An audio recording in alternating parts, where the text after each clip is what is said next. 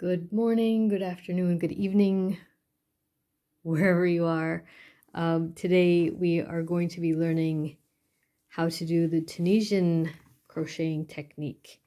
So I have a little sample here. This is actually going to be an infinity scarf. And you can see that it's kind of a cross between crocheting and knitting. And what this is actually a commission, so this person has asked for a little bit of cross stitch work on there. So I'm just doing some rosebuds, and yeah, so this is also in silk and merino. It's nice and soft, so you can use this technique with any sort of yarn. And what I will show you is basically with this as well. These are kind of what the hooks look like. So it's basically just a regular crochet hook on one end, but it's really long. And so usually, you have just a small little space here that, if you can see that to do your crochet work, and then it kind of flows, and like you end up crocheting something, and then it blah blah blah, it kind of builds up like this. On your Tunisian crochet hook, everything sort of stays here, so it's like a crochet, or sorry, it's like a knitting needle, like this here, and the only difference is that it has the hook on the crochet hook on the end. So it's like when knitting needles and crochet hooks have a baby.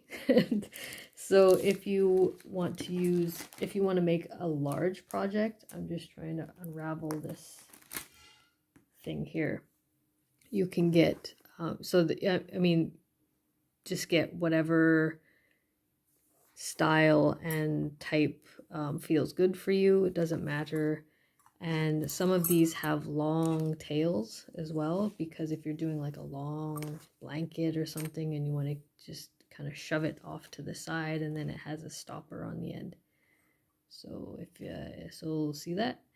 Ooh, that is basically what you will find. There are different versions, there are different styles, there are different brands. If you're into brands, I don't know, I'm poor, so I just get the cheapest stuff and it works fine for me. But I did invest in some good crochet hooks. Clover is a very good brand that, and I'm not, obviously my channel is too small for them to care about, but they are a good brand to use. So yeah, let's start. And as I said too, that I showed you all the different hooks here, so you will get them in different sizes as well. So whatever corresponds with the yarn that you're using, that's what you're going to be using. Okay, so that is just the intro to the hook that you will be using. And you're going to start the same way. So I'm actually using the same, this is a silk and merino DK yarn. It's very soft and pretty. I'm going to use, so that you can see it, a 4.5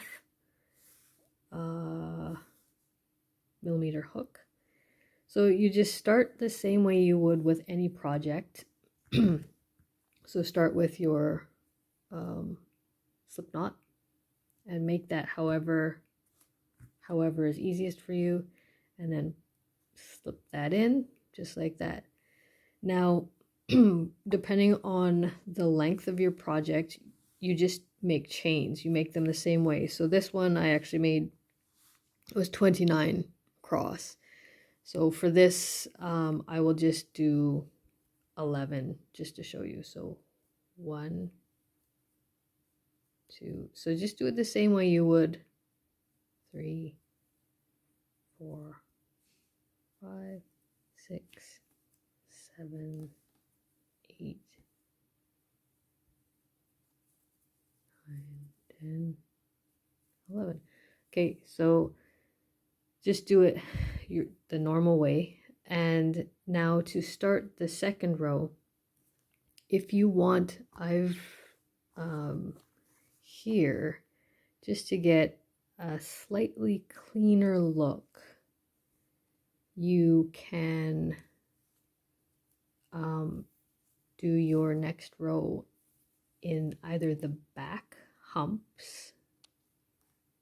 So see, there's these little humps in the back of your chains, or just do it the regular way. So that would just be just going into the tops here, just into the tops.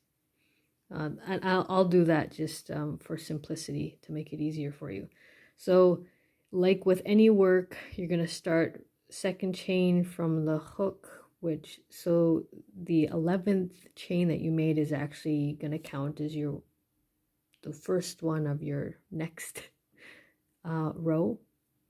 Okay, so just go into the second chain and pull up a loop. And usually in crochet, you remember how you yarn over again and then pull through? You're not doing that. So you're just keeping these all on your hook. So just keep going and do that all the way. So that's the second one you've done, the third one, fourth one,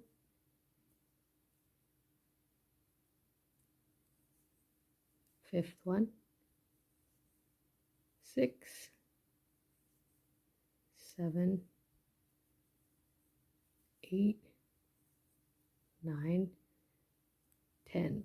Okay, and actually you will have 10 here. There will have been one on your hook already, so that counts as the 11th one.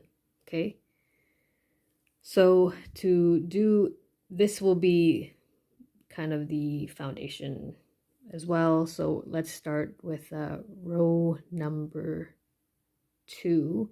So you're going to, just like you do in your regular work, you always chain 1, right? So you're going to do that here, chain 1, which is yarn over and slip through that first one, just like that. So that one replaced the one that was below. And now from here on in, you're going to yarn over and pull through 2 loops, just like that. So yarn over, pull through 2. And you'll get used to how to maneuver this, your hook. So yarn over, pull through 2, yarn over, pull through 2, and just keep doing that all the way.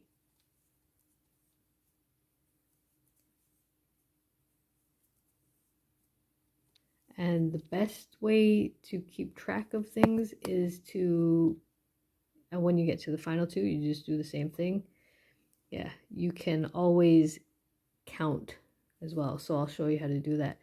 So for the next row, you're not going to chain up or anything. You're just going to, there's always this connecting one here that's connected to your loop on your hook. You're just gonna skip that one, always skip that one, and go into the next one. And you see this post here, there's posts in the front. Those are the things you're going into. So just scoop that in like that, yarn over, and pull up a loop, just like that. And then yarn over again to the next one, into the next one, yarn over, and pull up. So you have 3, yarn over, that's 4,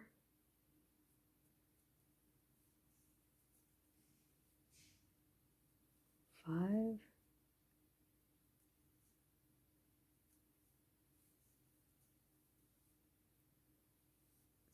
6.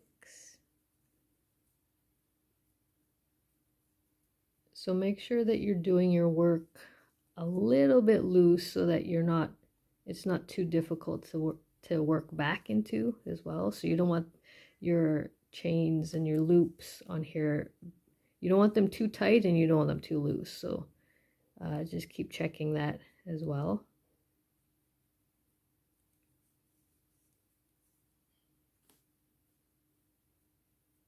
So it's always going through 1 on when you're working from right to left, and then from left to right you're pulling through 2. So just remember it.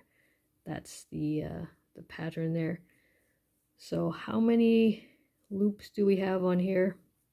Let's count them. 1, 2, 3, 4, 5, 6, 7, 8, 9, 10. So there's always one more that's kind of hiding on the end here.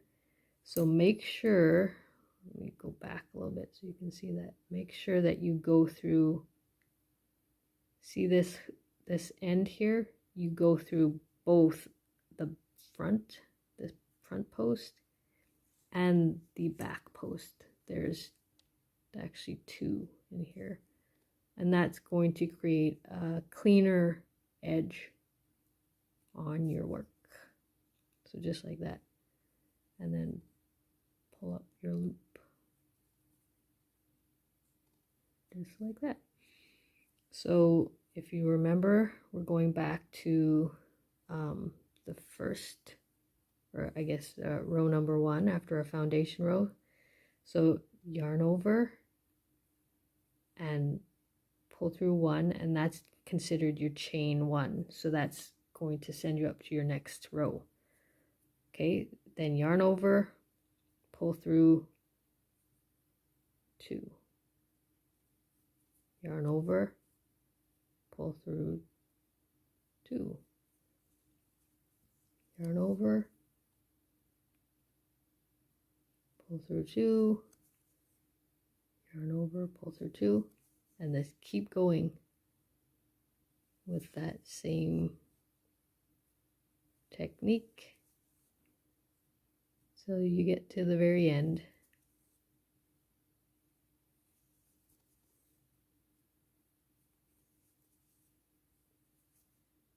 Okay, just like that. So then onto row 4 is just repeating that row 2 that we did. So you just go, remember to skip this first one, this first post here, and into the second one.